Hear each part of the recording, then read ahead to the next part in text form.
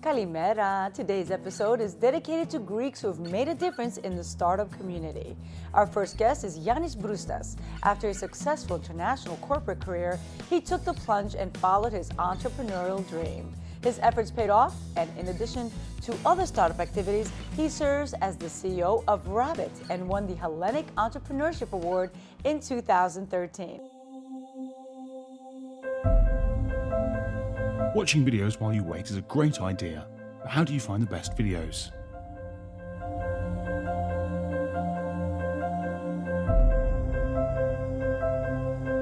By using Rabt, high-quality, professional videos are just a click away. Videos you want to watch, selected just for you.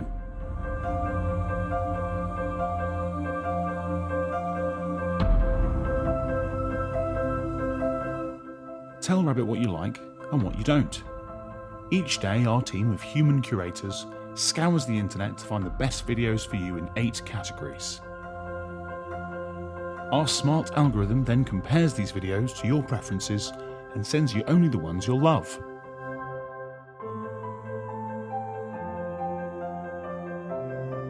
After each video, give us some feedback so we can keep learning about what you like. This saves you valuable time so you can watch the videos you like when you want to watch them.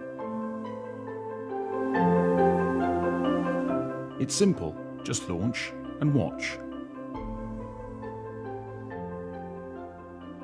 Rabt. Download the Rabt app on the App Store now. Yanni, good morning and welcome to New York. Good morning, and thanks for inviting me. Congratulations, you've done so many wonderful things. You're such a young guy. I look young. And then, well, you're doing something right. I mean, you've worked with Procter & Gamble, Richmond. You've worked around the world as a marketing and brand manager, if I'm not mistaken. You're the co-founder and board member of CleanCube. Yeah. It's a startup that offers services to New York residents. Tell me a little bit about CleanCube, because it's a very interesting concept.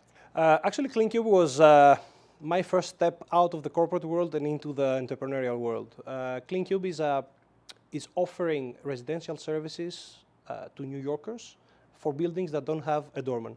So we install a set of lockers into big buildings in New York and in the New York State. So it's Manhattan, Brooklyn, Harlem as we speak. And when you live in this building, you go to the lockers, you put in your passcode and you say that you want to leave your dirty clothes in. A locker opens, you throw it in, we come, we pick it up, we clean it, we put it back, and the next day you can go get it from your locker 24/7, and you get charged straight to your credit card. We're now expanding to packages and soon to some other services from the outside world into the buildings. Oh my God, this is a much needed service, guys, in Manhattan. I mean, you can't park anywhere, can't do anything. You definitely need this type of service. So when you said you say to the locker that you need your wash done, is it verbally, it's voice detected? Actually, the lockers have a tablet in the middle that controls the whole thing. It's an operating system. So the tablet itself, you just press that you want to throw your laundry in, and it knows and it sends a message to the team back in the office that there is some dirty laundry in locker XYZ in that address that needs to be picked up. Our team goes, picks it up, and the rest goes, as I said. How has this been successful for you? We have been, I think, very, very successful. After an initial round of funding, we started the company in September 2012 out of New York. We launched in our first building last June 2013. Now we are in 7 buildings as our first trial, and we will be in 25 buildings by the end of June. So we are growing fast. Bravo. And we are also raising some extra money from investors to grow faster, as fast as possible. That's amazing. You've got some other wonderful things. So you kind of just stepped away from all these type of home products, luxury goods, et cetera, and so on. And you went into mobile technologies and video. And you founded Rabt. You are the co-founder of Rabt. You and George Lenzas, who is a genius, by the way. And you guys won the Hellenic Entrepreneurial Award that's given by the Logothetis Group, correct? Exactly. And you're very famous for this award. Everybody talks about Rabt. Tell us about Rabt, which is another wonderful technology.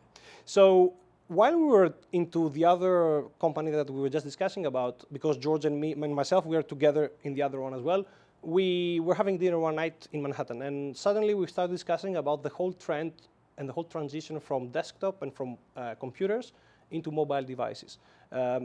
Now that sounds kind of like everyday talk, but that's 18 months ago where the whole trend was only starting.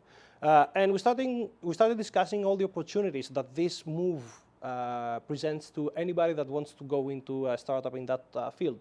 And we analyzed what is working well in the mobile devices, like gaming and music and location-based services and all these kind of things. But then we identified that video is not well developed. And we were actually surprised, given that the format of a mobile device is very helpful for video. It has HD definition, it has very good accessibility, you carry it on you all the time, and it's very easy to carry around the house as well. So we started asking ourselves why video is not working well. And then the example we give is that if you have 10 minutes to waste and you want to waste it on video, and you go to the application of YouTube, for example, most probably you will spend 8 minutes searching for something to watch and only 2 minutes watching it. Right. So we wanted to inverse that and actually give easy access to users, to everyday users of mobile devices for appealing content. So we wanted to give easy, interesting content to people like you and me that just don't know exactly what they're looking for. So you're saving their time. You're also choosing what you're personalizing the experience. Exactly. And it's like, and I know we mentioned this before, it's the Pandora videos. Yeah. And we all love Pandora. We've heard that before. So we came up with the whole thing, and George, being the genius that you mentioned, he's like, I think I have a couple of statistical solutions to the problem. He sat down, he designed some very upstream mathematics, crazy mathematics. He came back to me, I said, okay, let's turn that around into a commercial product. Christmas of 2012, we said, let's do it. And I left everything else I was doing. I said, George, I'm going to run it. Let's do it together. We sat down. We found our third co-founder, Leonidas, back in Greece. So what happened is I went back to Greece. I said to George, I'm going to go back to Greece because I think Greece offers opportunity for building a team there, building a company there. There is an amazing pool of talent and great people there that we can work with. So let me go back to Greece, set the company up, and then I'll come back to New York and make it global. And that's what happened. I went back to Greece, I found Leonidas. He became our third co-founder and CTO of the company because neither George or myself, we have a technical background. Right. We're only thinkers, we only come up with the ideas. But then Leonidas helped us structure it into a technical product. We applied for the Hellenic Entrepreneurship Award, and we were the only technology winner out of that. Congratulations, Jimmy Athanasopoulos raved about you. Jimmy is one of our strongest, if not the strongest advocates that we have. And I think that I owe a huge thank you to the Logothetis family and the Libra group coming out of New York as well, because what they've done is something that not many people have done in the world. They just put 7 million euros warm cash out of their pockets to give them to entrepreneurs in Greece. Yes. I think that's something awesome. Beyond the fact that we won, and of course I need to praise them for that, but as a fact, I think that is something that deserves a lot of congratulations. And they're making great choices. I mean, anything that they funded so far has been successful, and you're the living example. Let me ask you a question. This Hellenic Award, for other people that are interested in perhaps submitting an application for, can you tell us a little bit more about your experience with it? Once you've got awarded, do you have a mentor? Do you have to give the funding back? How does it work? Actually, I get this question asked a lot. We did get some funding. We got $150,000 in a 5-year interest-free loan, which means that basically we need to give the money back if we become successful. But I want to clarify that that means that only happens if you are successful. There is no collateral, there is no obligation to give it back if you don't make it. It means that if you fail, if something doesn't go as planned, you're just fine. So they make sure that you're going to be successful. Yeah, they do make sure, and they also say something which I also like and I also want to follow, which is if you make it, give back to the community. So if you make it, give it back so we can give it to someone else. And that's fabulous. They're creating an ecosystem out of this specific award. Very So, however, the funding itself is not the most important thing.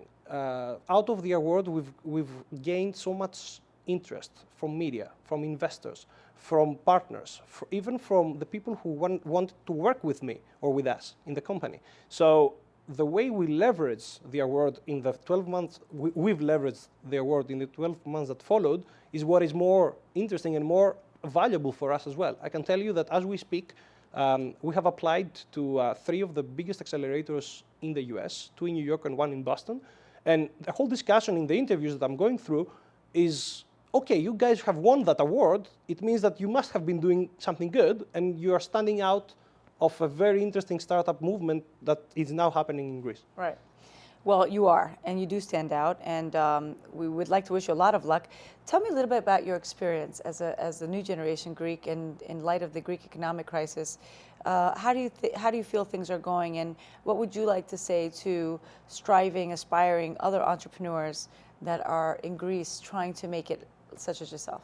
I think that the entrepreneurship in general, and I'm not talking only about technology, I'm talking about all the industries that Greeks are strong in, I believe that is a way to the future. The infrastructure is not there yet. I think there is a lot of room for improvement from the government and from all the stakeholders that are involved in the startup community. But I think that some steps have happened, and for sure, the young generation, the young people who are also younger than me, they're much more dynamic than what we used to be coming out of university or college. So I believe that if we go away from the fashion and the cool factor of starting a startup, I think that it's actually a great economic opportunity for youngs and for Greece itself. And when I share my own experience, I can tell you that the talent I found in Greece is beyond description. I can tell you that you can find amazing young people with great capabilities, equal and similar to the US or the UK or even China, and people who are willing to work hard, are willing to grow with you, and people who are ready to pull up their sleeves as we Greeks do. We just pull up the sleeves and we work. Absolutely. I agree. I concur 100%. Thank you so much, Yanni. Now, how does someone look into Rabt? Is this a free application? Can we find it online? Yes, actually, this is a free application. It's an application that you can find on iOS devices, Apple devices for now. We are launching on Android devices within the next 4 to 5 weeks. And we're already experiencing a very interesting engagement from users in our service, and we hope that this will grow as we move on. Well, congratulations and good luck with everything. We want you to keep us posted. Look out for more of Yiannis Broustas and Rabt. Και πάλι, thank you so much and good luck. Thank you very much.